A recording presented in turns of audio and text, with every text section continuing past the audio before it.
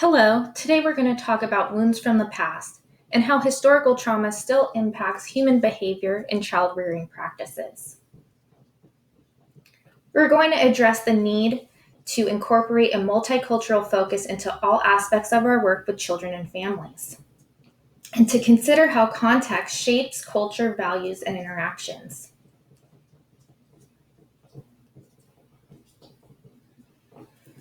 Before we dive in much deeper, let's talk about what culture means in the scope of the child development field.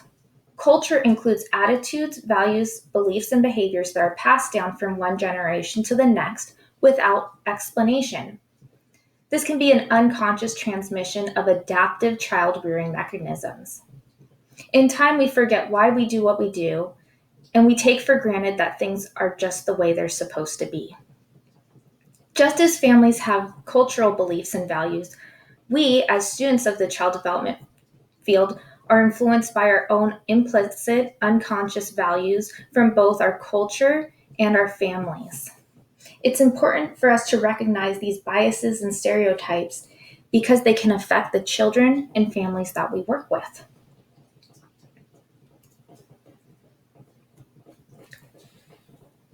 When we think about forces that shape a family and shape a child's behaviors and thoughts, the ACT model is the perfect diagram to show this. So ACT is attachment, culture, and trauma. It's an interplay of common thoughts and behaviors. Thoughts of, am I lovable? Am I safe? Am I capable? How these thoughts occur through parenting behaviors and how they affect mental health, emotional socialization. There is also the historical interplay of the ACT model. So for the next following slides, we're going to break this down into attachment, culture, and trauma. And you can see that I've changed the coloring to match the model on the slides that are coming up. So an example of ACT is children must all learn to deal with anger. And the following questions that occur. Is it okay to express anger? How should I express anger to adults? What do we do when we are angry? Children learn about these emotions and emotional regulations through attachment relationships.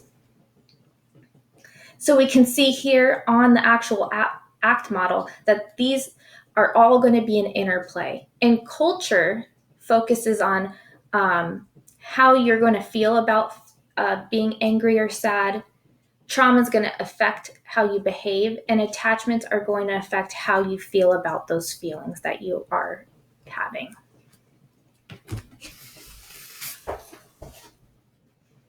I would like for you to think for a moment on what your family taught you about behavior. It's not anything that you need to turn in. It's a reflection on how your family taught you to deal with those emotions. Do you express them? Do you ignore them? Etc.